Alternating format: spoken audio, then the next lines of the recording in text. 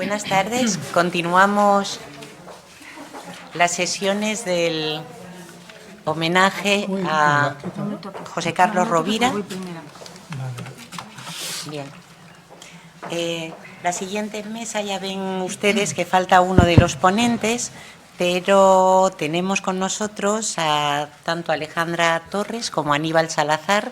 Y yo no voy a hacer una presentación de ellos, pero sí quiero decirles que son dos personas a las que aprecio mucho y en los dos sentidos que desde nuestra, bueno, pues desde lo que es nuestra vida cotidiana resultan importantes, creo que para mí y para todos nosotros.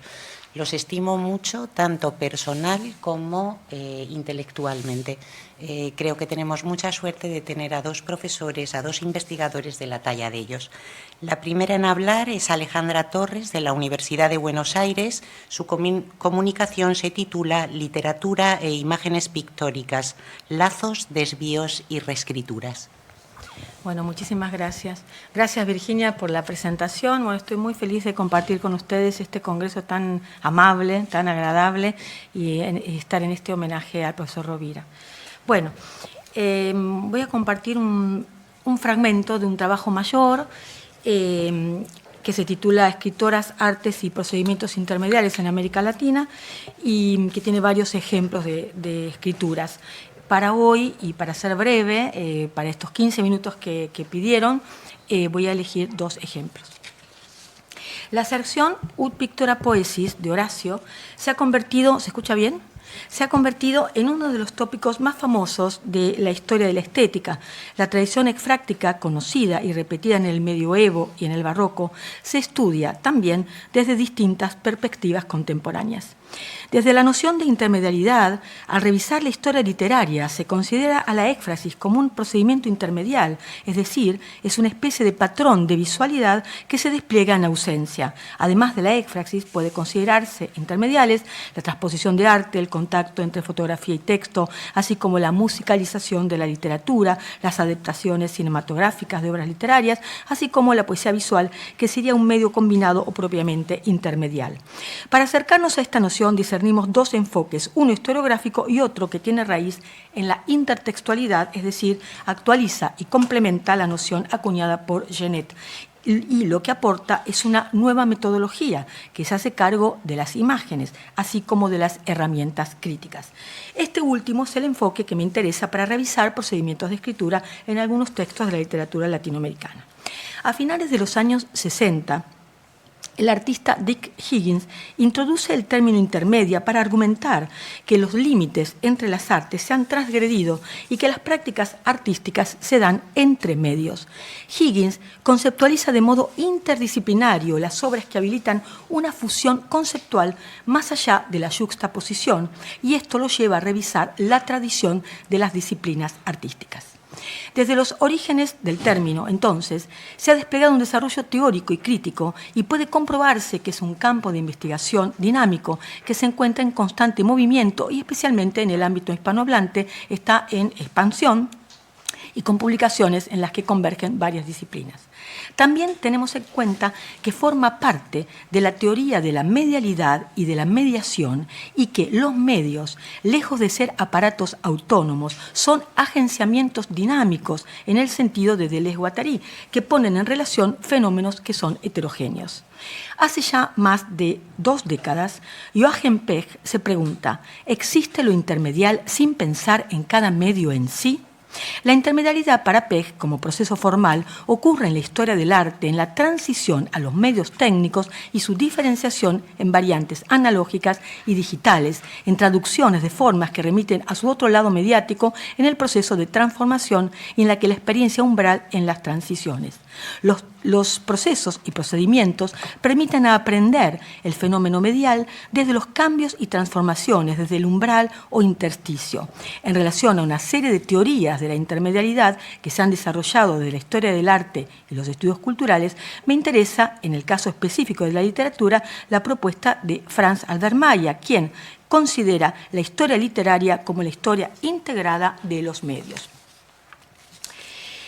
Entonces, como les dije, esta noción me resulta útil para comprender mejor las condiciones materiales de un medio y la técnica que despliega, así como analizar en el contacto de un medio, las imágenes y la escritura, el intersticio, el entremedios.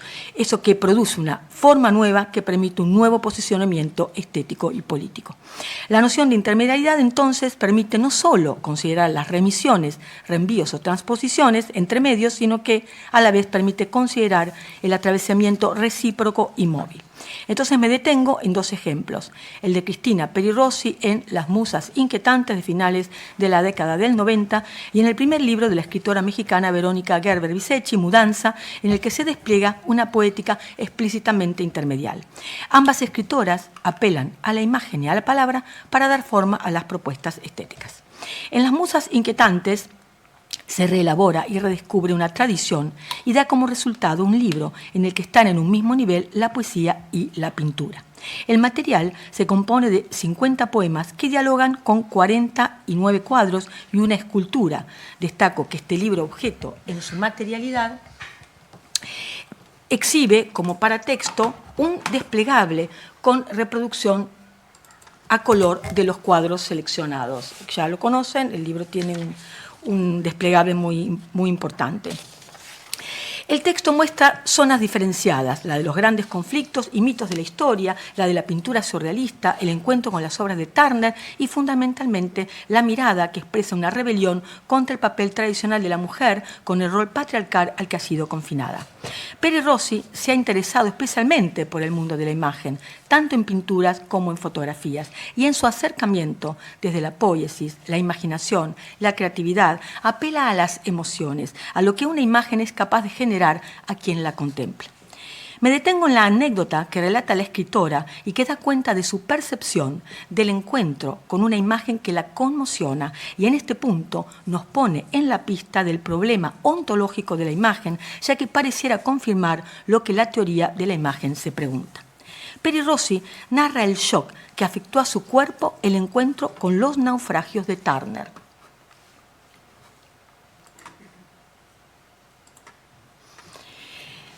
Para la escritora, Turner ha conseguido pintar no solo el horror de las aguas desbocadas, sino el movimiento, los círculos concéntricos que son una representación del remolino y a la vez de la locura que la escritora percibe como pura pasión. La contemplación es más que un acontecimiento visual, es un estremecimiento en el que se confunde la imagen y el cuerpo. La intensidad de los cuadros de Turner, Peri Rossi solo puede atravesarla por un desvío de la mirada. Cito a Peri Rossi. No pude soportarlo pasivamente. En lugar de dirigirme directamente hacia los cuadros, comencé a correr por el salón, presa de gran agitación. Mi sistema nervioso, excitado, necesitaba ejercicio físico antes de estar en condiciones de soportar una emoción tan fuerte como la contemplación de los cuadros. Después de dar varias vueltas por la sala, comencé a disminuir el paso y por fin pude detenerme, pero no los miré de lleno. Tuve que hacerlo de reojo, lentamente, en pequeñas dosis. En este fragmento nos resuena la pregunta de Mitchell. ¿Qué quieren las imágenes? ¿Qué tipo de poder tienen para afectar las emociones y el comportamiento humano? 3 poemas dialogan con 3 imágenes de Turner: El naufragio, La mañana después del diluvio y Tormenta de nieve. En el poema La pasión no solo se describe el cuadro Tormenta de nieve que estamos viendo en la imagen, sino que se lo interpela e interpreta. Por lo tanto, la obra se actualiza en un presente de la contemplación. El texto se remite a la pasión como una obsesión, como una fuerza que enciende y quema. Sabemos que las imágenes arden por la memoria, arden aún siendo ceniza, como afirma Didi Uberman, ya que tienen vocación por la supervivencia. Este poema nos recuerda que saber mirar una imagen es ser capaces de distinguir ahí donde la imagen arde, ahí donde su eventual belleza reserva un lugar a un signo secreto, a una crisis no apaciguada, a lo que se diría un síntoma. Tal y como lo expresa el poema, sería la locura, que para Peri Rossi está asociada a la pasión. La pasión como una fuerza de la naturaleza, indómita e inquietante. Si Turner agrega movimiento al paisaje, los poemas sobre sus pinturas encuentran los versos para nombrarlo: torbellino girando en la avalancha, cielo ensoberbecido, mar erizado de las olas espumosas, caballos locos, círculo enloquecido, remolinos concéntricos, entre otros. La escritora, en el encuentro con la pintura, se enfrenta a una experiencia límite, ya que los cuadros cargados de símbolos de angustia y espanto la conmueven y, por lo tanto, el cuerpo se estremece ante la emoción, ya que las imágenes no solo presentan una superficie, sino también una cara que confronta al espectador. Es decir, las imágenes actúan como entidades vivas, una especie de materia vibrante que exhibe su propia materialidad, su propia temporalidad y agencia, capaz de emocionar e interpelar al espectador. Sabemos que una emoción es un movimiento fuera de sí y a la vez en mí. Efectivamente, una emotion es una acción, algo así como un gesto interior y exterior, emoción que se pone en movimiento en el proceso de escritura de las musas inquietantes. En relación con la condición femenina, Peri Rossi escoge obras en las que las mujeres han sido retratadas por hombres en un modo patriarcal de representación, así como es crítica con una mirada que se ha instaurado en museos y academias y en donde priman los conceptos eurocéntricos y androcéntricos. Las imágenes nos muestran cuadros muy famosos: La encajera de Vermeer, La Gioconda, La princesa de Este, La dama de Elche, Las musas inquietantes, La solitaria de Munch, Mujer tocando la guitarra de Botero. Los poemas de Peri Rossi apuntan a completar con su mirada un sentido posible que va a contracorriente del imaginario patriarcal que puede leerse en el poema Claro Oscuro, La encajera de Vermeer, ¿no? Que lo tienen seguramente presente. Es decir, la escritora da vuelta a los discursos en los que la mujer es objeto de deseo o en los que se proyectan las fantasías masculinas y deja traslucir una mirada que muestra el ocaso de la representación patriarcal y explora la proximidad entre escritura poética y pictórica. En los cuadros elegidos, las mujeres no son sujetos de deseo ni de acción, y en algunos casos, como en el poema La princesa de Este, de Pisanello, ni siquiera tiene nombre propio. Nadie supo nunca el nombre de esa princesa de Este, así como se anuncia una nueva manera de sentir y de existir en el poema, en el que los ojos de la poeta se posan en los ojos del personaje del cuadro. Y en este punto, en ese poema especialmente, destaco que la mirada de la poeta se fija en la mirada del personaje y con esta producción presagia a finales de los años 90 un cambio que está por venir. Para Peri Rossi, la apuesta a la poesía y a la imagen sería el modo de sentir el futuro próximo. Para concluir rápidamente, me detengo en el primer texto de Verónica Gerber-Bisecchi, Mudanza, del 2010, quien recurre a la noción de intermediariedad como poética explícita para escribir una literatura híbrida en la que reflexiona sobre las relaciones entre palabra e imágenes. Y fundamentalmente presenta sus inquietudes en relación a los medios y soportes con los que expresarse a la vez que despliega el germen de su producción poética. En primer lugar, Mudanza puede leerse como novela, aunque se compone de textos independientes que funcionan por separado. Sin embargo, el hilo que entreteje estos relatos es el interés común en hacer ver las posibilidades que brindan los pasajes, el ir de un lado al otro, de un medio al otro, en una mudanza permanente que es también una apuesta conceptual intermedial. Gerber reflexiona sobre la combinación de medios como referencialidad a otros medios, es decir, sobre las referencias de un texto literario a una obra pictórica, y por eso en Mudanza se puede analizar cómo un medio dado evoca, tematiza o refiere elementos o estructuras de otro medio, y por último también reflexiona sobre la transposición medial que se corresponde con la transformación de un determinado producto mediático o de su sustrato en otro medio. Mudanza pone en escena un relato autobiográfico con dos textos, el de apertura, ambliopía, y uno de cierre, ambigrama, en los que se pone el acento en las características físicas de la autora. Soy ambliope, soy zurda. Y se reflexiona sobre el nombre propio que se inscribe en una larga tradición, la de la Vera y con la Verónica, y de este modo se instala en la problemática del mundo de la imagen y en la problemática del espejo. Esta estructura, una apertura, un cierre autobiográfico, enmarca a los 5 personajes sobre los que se reflexionan: Vito Acconci, Sophie Cole, Ulises Carrión, Ovin Falstrom y Marcet Broster, a los que la escritora mira para escribir sobre las búsquedas en relación al lenguaje, a medios y soportes. Los textos tienen los siguientes títulos: Papiroflexia, Telegrama, Equívoca, Capicúa, Onomatopeya. La particularidad de estos artistas justamente es la mudanza de países, modos de entender el arte arte y la propia vida. Es decir, a partir de viajes constantes se pone el eje en el transcurrir, en el fluir de un lugar a otro, así como de obras que se construyen en el devenir, en el movimiento y en la relación medial. Algunos artistas pasan de la literatura a la pintura, otros dejan completamente el arte de la palabra para dedicarse a obras visuales o acústicas, como es el caso de Vito Acconci. Garo Bisecchi apela a la tradición de las vanguardias y también a la tradición moderna de Mallarmé en relación a las posibilidades de la hoja en blanco para referirse a las búsquedas de Vito Acconci en relación a las palabras, ya que finalmente en la medida en que se aleja del mundo literario, el autor encuentra en la pintura su modo propio de decir. Es interesante que la autora marque la espacialidad que se traza desde el estudio a la galería como una nueva forma de escritura. Las reflexiones sobre la problemática de la relación entre palabra e imagen, sobre el mundo de las imágenes y del espejo, es una constante en su escritura, por eso Mudanza ahí está concentrada toda su poética y de este modo se inscribe en la tradición de las innovaciones estéticas de escritoras que la preceden, quienes sin ambaje buscan nuevos lenguajes y contactos entre medios. Nada más.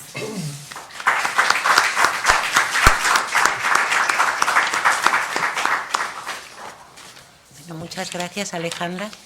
A continuación tenemos el trabajo que presenta Aníbal Salazar Anglada de la Universidad Ramon Llull, titulado Los ojos desdoblados, la pintura como tópico literario en la obra de Homero Arizgis. Buenas tardes, muchas gracias a los presentes. Quiero empezar agradeciendo, porque tengo que hacerlo así y es lo que me sale del corazón, ¿verdad? Agradeciendo a las organizadoras de esta jornada, que en principio iba a durar un día, pero que se extendió, y porque no lo han contenido más, porque si no, a Carmen Alemán y a Beatriz Aracil quería agradecerles la organización de estas jornadas en un día tan maravilloso como hoy, que se nos permite estar aquí hablando y homenajeando pues a una persona de un calado y de una importancia en los estudios hispánicos como es mi querido José Carlos Rovira, que me prometió que iba a estar aquí, pero yo todavía confío en que puede llegar. En fin, permítanme también que empiece de una manera un poco inusual, un poco rara, porque en realidad hubiese querido hablar en este día tan especial de otro autor que no fuera Homero Arizgis. Hablar, por ejemplo, de Raúl Zurita, grandísimo poeta, al que tengo aquí enfrente, y es un lujo tenerlo aquí, ¿verdad? Maestro. Y me hubiese gustado hablar de otro autor que no fuera Homero Arizgis, y añado, pese a la admiración personal que tengo por él, y pese a mi mucha admiración y respeto que tengo por su obra literaria y también por su obra como ambientalista, como ecologista. Pero más que nada por no repetirme aquí en la Universidad de Alicante, donde tantas veces, ¿verdad, Eva? Mi querida Eva Valero, donde tantas veces, o a mí me parecieron muchas, vine aquí a charlar, a hablar sobre este grandísimo también escritor, poeta, ambientalista, novelista, autor de teatro, de ensayos maravillosos, que es Homero Arizgis. Hablar con académicos de esta casa, que están aquí algunos de ellos presentes, y también con estudiantes en aquel seminario, recordáis, de 2017, y donde pude compartir con el propio escritor Homero Arizgis, con su esposa Betty Ferber, charlas fundamentales sobre su obra, sobre su escritura literaria, sobre también sus batallas ecologistas. En fin, pese a que publiqué muy recientemente, en este 2024, un ensayo abarcador y definitivo, me río, definitivo para mí, ahora que vengan otros y sigan ese camino, ¿verdad? Pero con ese ensayo que se publicó en la editorial berlinesa de Gruyter, titulado Literatura y ecologismo en Homero Arizgis, para mí vino a significar un cierre de ciclo, pero precisamente por por lo que tiene que ver Homero Arigis, por los vínculos de Homero Arigis con esta facultad, con esta universidad, y también por los vínculos con el homenajeado, José Carlos Rovira, quiero hablar de nuevo de él. Quiero hablar de Homero Arigis, quiero hablar de su escritura, quiero hablar del fundamento de su poética entre el caos y la esperanza. Con el profesor Rovira compartí algunos proyectos arigisianos que fueron sustanciando mi comprensión de la obra del mexicano. Por ejemplo, en 2013 el profesor Rovira tuvo a bien encargarme hoy se ha hablado de ello, de las bibliotecas de autor, ¿verdad? Pues tuvo a bien encargarme, o tuve yo la suerte de que el profesor Rovira, a quien había conocido en Cádiz en 2012, me encargara una biblioteca de autor y me dio la libertad de elegir a qué autor, y la casualidad hizo que yo eligiera a Homero Arigis, y también la casualidad hizo que en ese momento, y ahí sentimos ese calambrazo del destino, ¿verdad?, Rovira estuviese trabajando sobre la imagen del judío converso en la narrativa de Homero Arigis, o en varias narrativas, y en concreto en una novela de Homero Arigis titulada 1492, Vida y tiempos de Juan Cabezón de Castilla.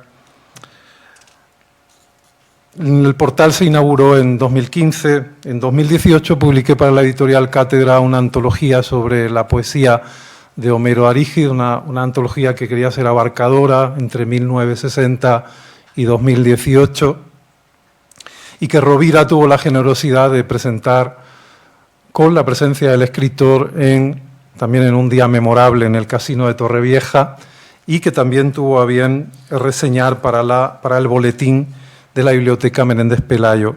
Poco más adelante, justo antes de la pandemia, nos propuso Rovira a su discípulo Víctor Sánchez Amat, a quien echo bastante de menos hoy, y a mí, como que coeditores, reunir los escritos apocalípticos de Arigis en una antología que finalmente sería publicada en 2020 en la editorial Verbum. Este volumen fue, de hecho, cocinado en casa de José Carlos Rovira, y cuando digo cocinado no es una forma de hablar, es que lo armamos en la cocina de su casa.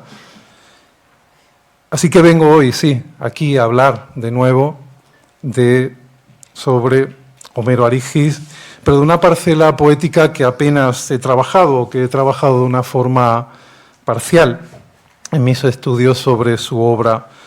La verdad es que teniendo este congreso como lema, como título, como marco, la conocida locución Ut pictora poiesis formulada por Horacio en su Ars Poetica, en nada he tenido que forzar para poder abordar el tema que traigo hoy aquí, pues ya en el primero de los volúmenes críticos ensayísticos publicados sobre la obra de Homero Arigis, me estoy refiriendo a un ensayo que coordinó un profesor alemán llamado Thomas Stauder en 2005, ahí ya se ponía bastante de relieve el carácter preponderantemente visual de la obra de Arigis en general, en particular de su poesía, y algunos de los títulos de libros de poesía de Homero Arigis dan fe de esta preponderancia, de ese plano visual en la poesía de Homero Arigis, títulos como Los ojos desdoblados, que está en el propio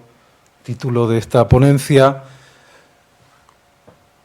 Mirándola dormir, Vivir para ver, Ojos de otro mirar, El ojo de la ballena, quiero decir, el ojo, la mirada, está bastante presente en la poesía de Homero Arigis. Sin embargo, la relación de la escritura arigisiana con la imagen visual no se detiene en un hecho que por lo demás comparte Arigis con otros muchos poetas, ¿no?, y escritores, ¿verdad? Pero además de ello, Arigis dialoga en su poesía con algunos grandes maestros de la pintura, fundamentalmente europeos, pero también asiáticos, japoneses, chinos, pero entre los europeos, Durero, Rembrandt, Van Gogh, El Greco, Goya, Velázquez, entre muchos otros artistas antiguos, modernos, contemporáneos. En la trayectoria vital de y literaria, en la trayectoria vital y literaria de Homero Arígis, hay un punto de inflexión que se da o que se produce en el año 1966. En el año 1966, Arígis nace en 1940, por tanto a la edad de 26 años, y ya con una cierta trayectoria relevante en el mundo de las letras mexicanas. Homero Arígis recibe la prestigiosa beca de la John Simon Guggenheim para escribir poesía.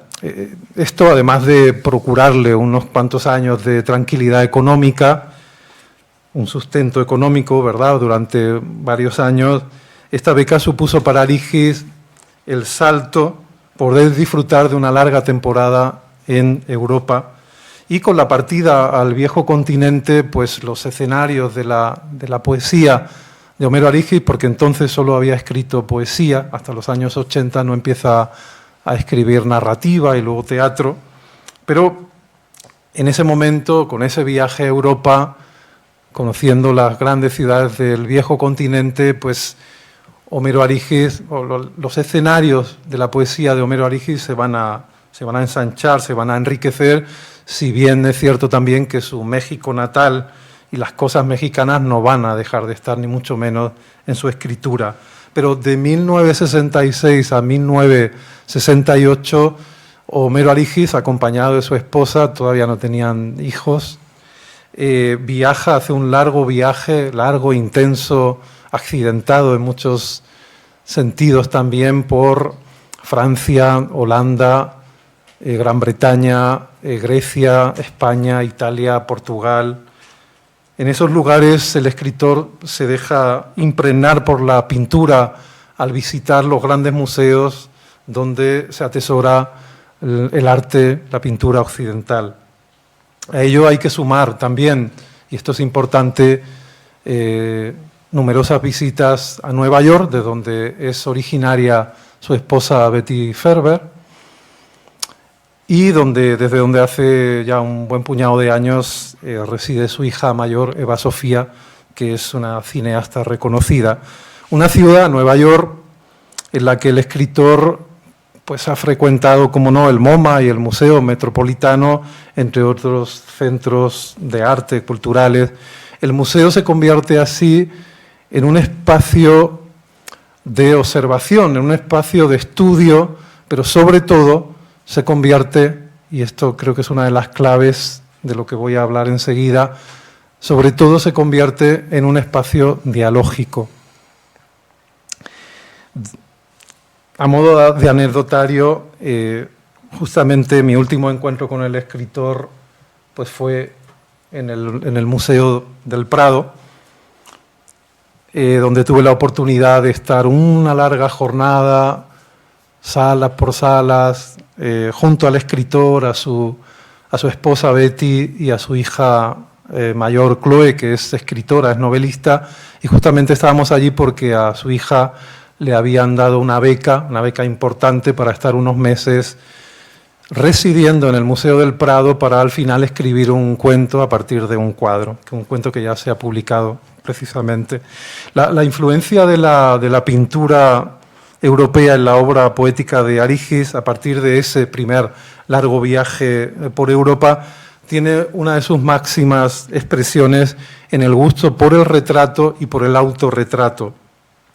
En lo que se refiere a esto último, al autorretrato, a los autorretratos, ¿verdad?, que he tratado en algunos de mis ensayos, en algunos de mis trabajos alrededor de Arígis, de la obra de Arígis, pueden rastrearse en su poesía algunas composiciones dedicadas a autorretratos de artistas archiconocidos, como es el caso del poema titulado Rembrandt F. 1669, que aparece incluido en el volumen Imágenes para el fin del milenio de 1986.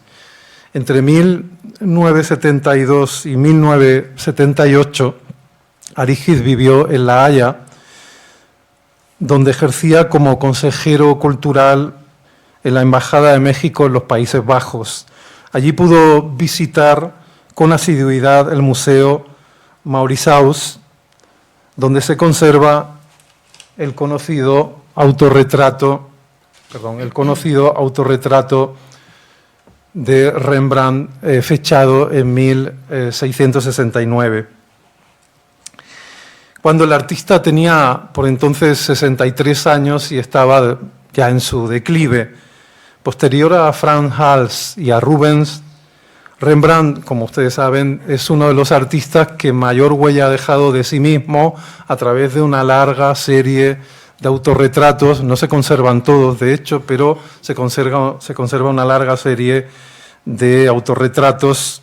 El historiador archiconocido también, Gombrich, el autor de la historia del arte, ¿verdad?, que todos hemos leído, o por lo menos curioseado, ha dicho que estos retratos componen una autobiografía única. Efectivamente, componen una autobiografía única.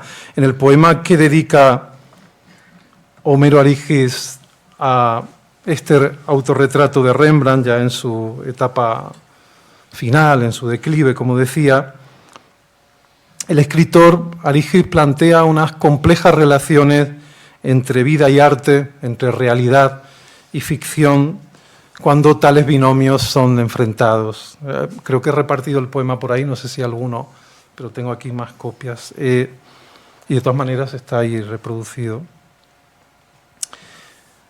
Casi ya, leo el comienzo del poema, casi ya a punto de soltar la vida, muerto el fantasma de sí mismo, Rembrandt observa su último rostro que separa uno a otro del espejo.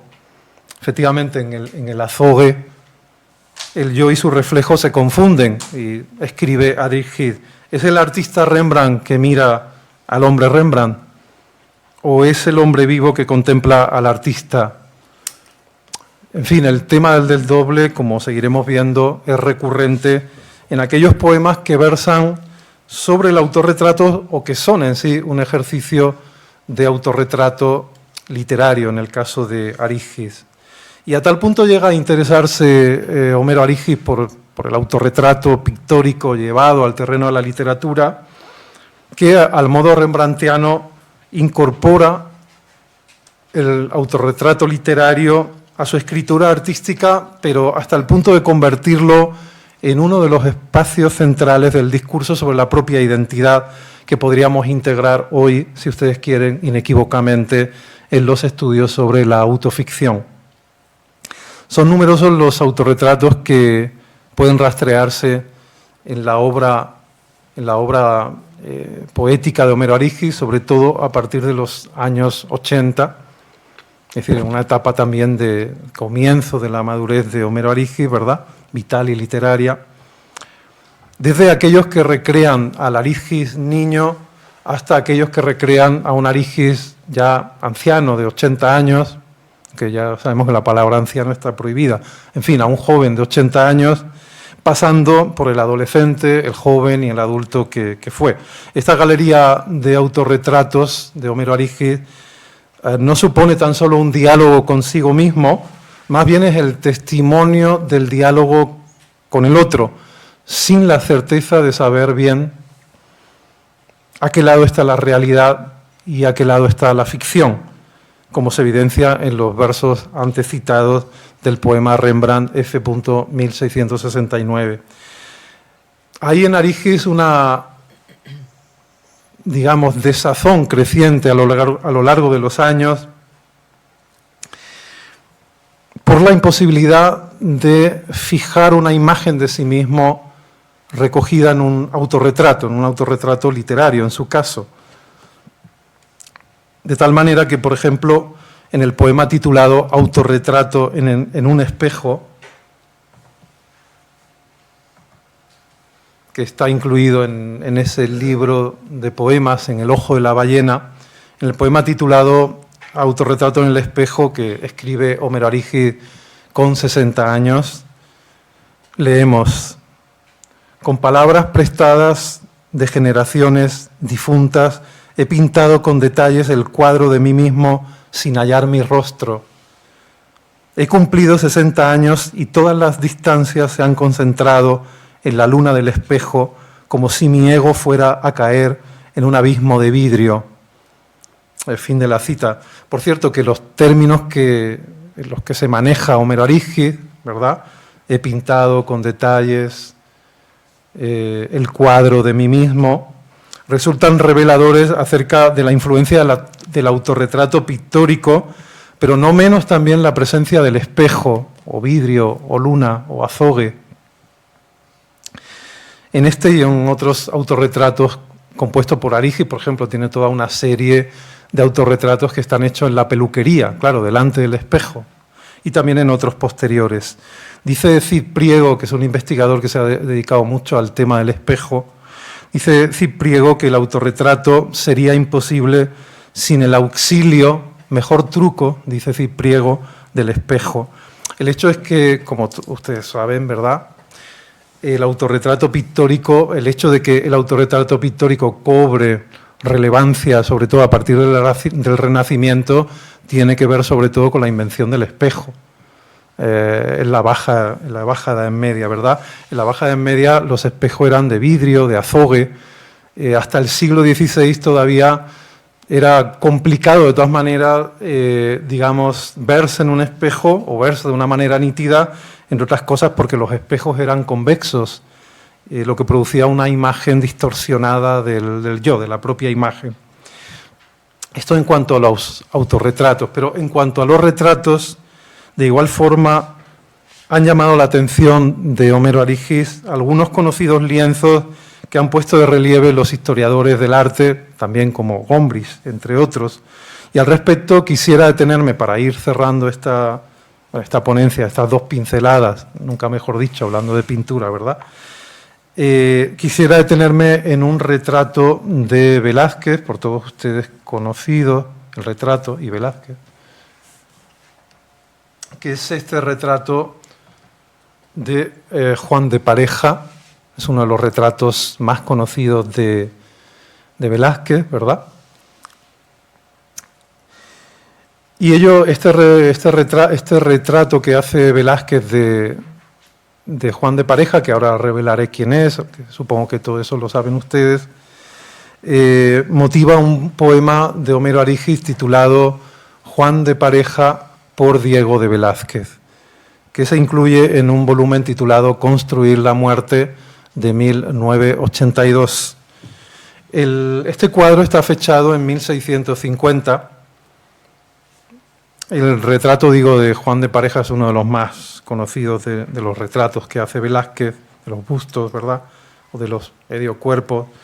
Puede contemplarse hoy día en el Museo Metropolitano de Nueva York. Juan de Pareja era originario de Antequera, era de origen morisco, era mulato. Y era un sirviente que tenía a Velázquez cuando era pintor de corte, ¿verdad?, en la corte en tiempos de Felipe IV.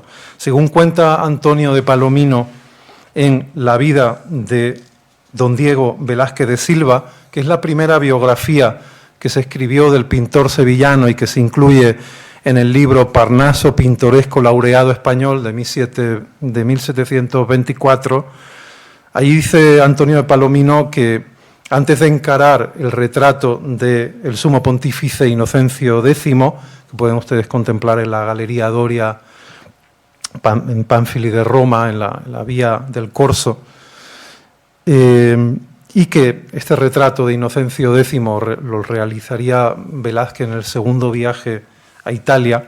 Antes de eso, Velázquez quiso ejercitarse en el retrato, en el arte del retrato, y tomó, entre otros modelos, el de su sirviente Juan de Pareja.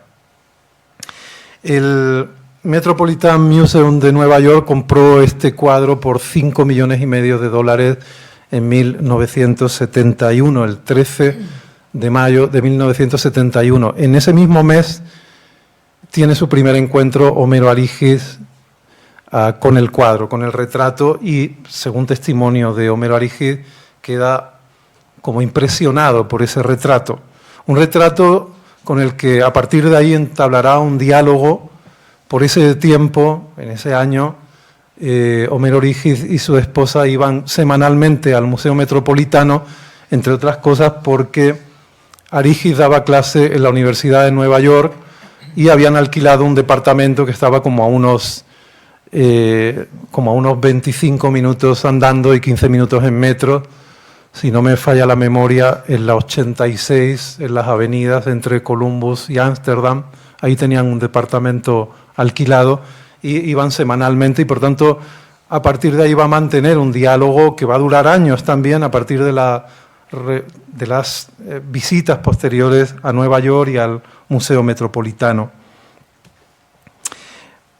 Se da la circunstancia de que Juan de Pareja era también pintor y, como no, imitó sobre todo a su señor, a su amo,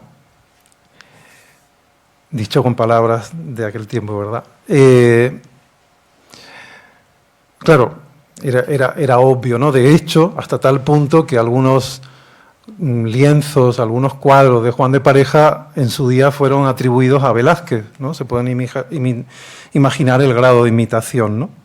El poema de Arígez, que lo tengo aquí, lo tienen ustedes en la segunda cara, es un poema, es una poesía en prosa, es un poema narrativo. El poema de Arígez, como aquel que dedica al autorretrato de Rembrandt, que hemos visto antes, al Rembrandt anciano, amén de remitir a una persona real, como fue Juan de Pareja, trata eso que tanto le obsesiona a Arígez, que es la relación entre arte y vida, entre ficción y realidad. A través de la voz de Juan de Pareja, el poeta se pregunta si es más real el arte que la vida, si ésta imita a aquel, y al hilo de esta cuestión pone en valor el estatuto de autonomía que adquiere la obra de arte, que termina por constituir una realidad en sí misma, una realidad autosuficiente, independizada de su modelo. No en balde, como pueden ver aquí, como pueden ver en la página que les he dado, no en balde Arígez dota de voz propia al personaje pintado, no a la persona real, o al menos según parece. Y lo que reflexiona el ente irreal es que esa ficción que es el Juan Pareja pintado por Velázquez, a diferencia del Juan de Pareja real, de carne y hueso, ha ingresado en la eternidad. Desde luego hay una actitud, diría, engreída, ¿no? Un postureo jerarquizante por parte de la voz hablante del poema que coloca el arte por encima de la vida, más allá de la vida. Lean ahí: seré más duradero que mi cara, más durable que el rey y que la realeza, ¿verdad? Pero al pronto le asaltan dudas, porque lo cierto es que ayer como hoy vivimos en el epicentro de la incertidumbre, atrapados en una telaraña de ficciones, al grado en que la realidad resulta no pocas veces ser una autoficción. Dice el personaje pintado, lo pueden leer ahí: no sé si soy la carne o soy la imagen, no sé si soy el cuerpo o soy el lienzo, el retrato o el modelo. Lo dice, por cierto, tras un sueño de 300 años. Y como en la aporía de Chuang Tzu, no se sabe si el hombre sueña ser una mariposa o es la mariposa que está soñando ser un hombre. Es la eterna duda, es el laberinto de espejo que persigue a Homero Arígez de carne y hueso, o al Arígez autorrepresentado en sus poemas. Es la misma pregunta que el escritor, o mejor dicho, la persona que escribe, se pregunta delante del espejo, y la respuesta que haya Arígez al cabo de los años, al cabo de tanto tiempo mirándose en el espejo, nos habla del descrédito de la imagen presuntamente fiable, porque se supone que los espejos son un reflejo fidedigno de nosotros, cosa que científicamente es mentira. Para empezar, nos reproducen a la mitad de tamaño que nuestro cuerpo, pero en fin. Cansado de buscarse, Arígez escribe: rompí el espejo, no creo en mí mismo, soy más fugitivo que el aire. Y acabo ya. Pero les decía que el museo, la pintura, es para el escritor mexicano un espacio dialógico. Este poema sobre el retrato de Velázquez que hace, hace de Juan de Pareja es un ejemplo de tanto. Se da un diálogo entre el uno y el otro, el personaje y la persona, el hombre y su retrato. Arígez no es un poeta de la mismidad, es más bien un poeta que se busca a sí mismo a partir de la otredad, a partir de lo otro. De hecho, hay una pretendida confusión entre lo uno y lo otro, un trasvase del arte a la realidad y viceversa. No sabemos qué grado de contaminación de realidad contiene la ficción y qué grado de ficción contiene la realidad. Dice la voz hablante del poema, ¿estoy afuera o dentro del cuadro? Perdón, en este fragmento que tienen aquí. Vale. Aquí. Estoy, aquí en subrayado en negrita, ¿estoy afuera o adentro del cuadro? ¿A quién miran ustedes? ¿A él? ¿A mí? Y luego añade, es fácil comprender que soy el otro. Sí, de acuerdo, pero ¿ese otro es lo real o lo ficticio? Ni siquiera estamos ya seguros, al terminar de leer este poema en prosa, de quién enuncia, quién enuncia ese soy, qué instancia lo sostiene, quién dice es fácil comprender que soy el otro. Desde la mirada desdoblada de Arígis, los planos espaciales y metafísicos se intercambian y confunden, y ello concuerda, y sería un largo tema de tratar, que no toca tratar aquí, con la complejidad irresoluble de la propia identidad, es decir, del yo, que plantean una y otra vez los autorretratos de Homero Arígis, desde el primero al último. No es baladí que en algunos de esos autorretratos el escritor o la voz hablante del poema hable sobre aquel otro Arígis en tercera persona, lo cual nos da un desdoble completo.